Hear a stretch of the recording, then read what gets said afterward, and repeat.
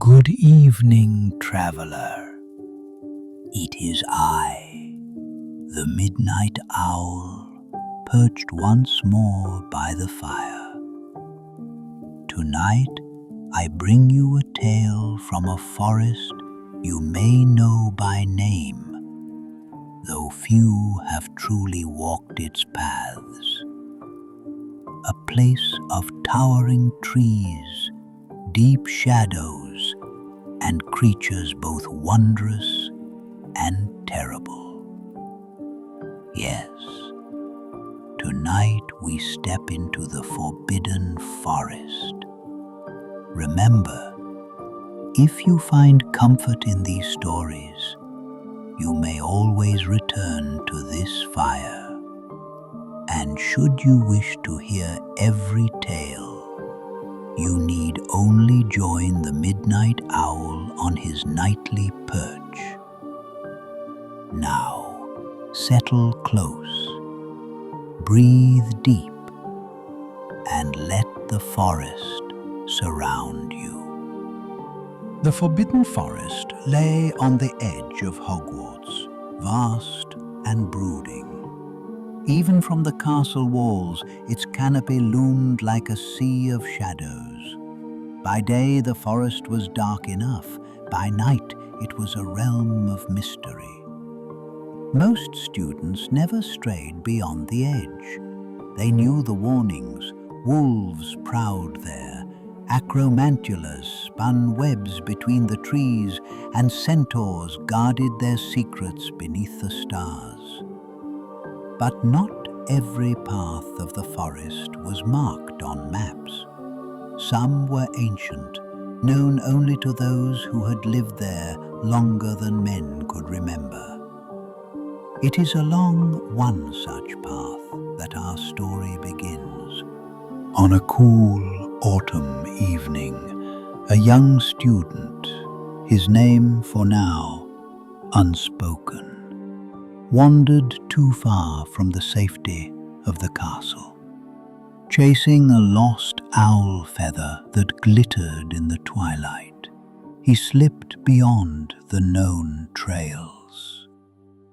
The deeper he went, the quieter the world became. The hum of insects stilled. The wind seemed to pause between the branches. Only the crunch of his boots echoed in the silence. He had entered the heart of the forbidden forest. From the gloom emerged a shape, tall, proud, with eyes that glowed faintly silver in the dim light. A centaur. His hair was long and dark, his bow slung across his back. He studied the student with stern eyes. "You walk in shadows that are not yours," the centaur said, voice deep as rolling earth. "Few who wander here return unchanged."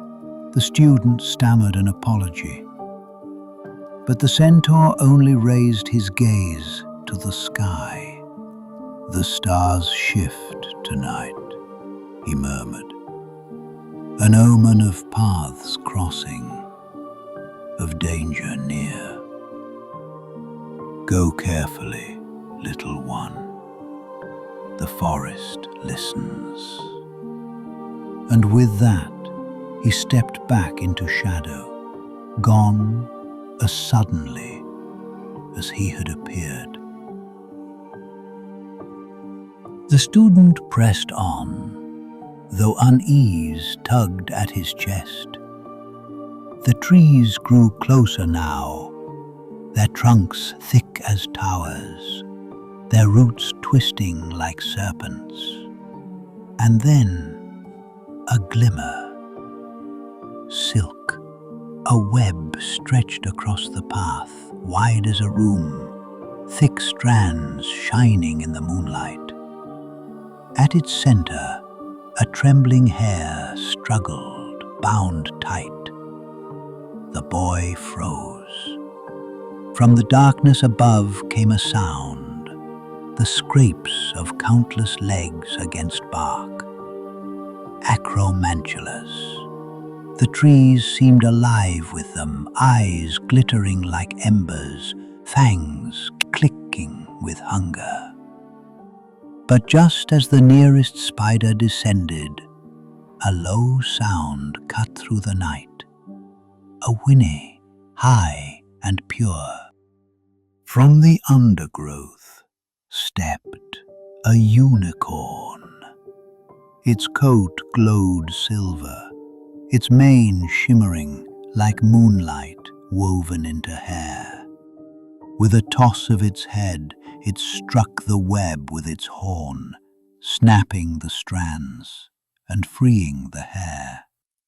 The Acromantulas hissed, retreating into the shadows, for though their venom was feared, none dared face the purity of the unicorn.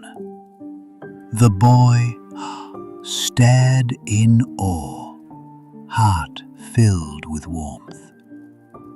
For a moment, the forest did not seem so frightening. The unicorn lowered its head as if to greet him. But then its ears flicked back, its muscles tensed, and in the next instant it bolted into the trees, vanishing like light extinguished. The forest had grown silent again. Too silent. A growl rolled low through the underbrush. Not spider, not centaur, not unicorn. Something else. The student felt it before he saw it. The weight of eyes, the scrape of claws against soil. From the thicket emerged a shape, vast and terrible. A werewolf, caught between man and beast, hunger twisting its features. It sniffed the air, lips curling to reveal teeth sharp as knives. The boy stumbled back, heart hammering. He had no wand, no spell prepared. And then, from above, a voice rang out. The centaur reappeared, bow drawn.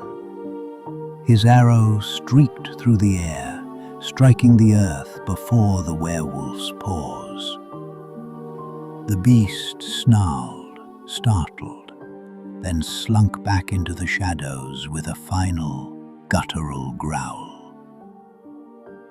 The centaur's eyes blazed. "Fool, child," he said. "The forest holds wonders, yes, but also horrors. Tonight, it was mercy that guided you." The boy trembled. "Why did you help me?" The centaur gazed upward once more.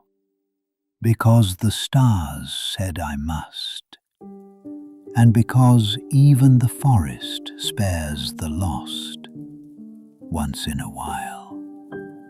Guided by the centaur's stern presence, the student retraced his steps.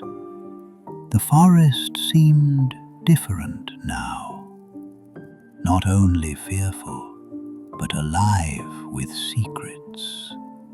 He thought of the unicorn's light, the spider's hunger, the werewolf's shadow.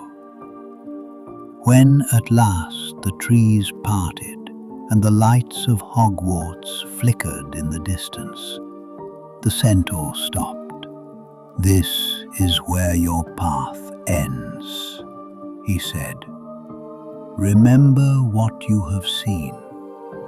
Speak of it if you must, But know this, the Forbidden Forest is not merely a place. It is a living story, one that continues whether men watch or not. And then he was gone. And so, traveler, ends tonight's tale of the Forbidden Forest. A place of centaurs and unicorns, of spiders and shadows. A place where fear and wonder walk side by side. If your heart longs for more, return here, and I will tell you other tales by the firelight. Until then, may your dreams be free of webs and wandering eyes.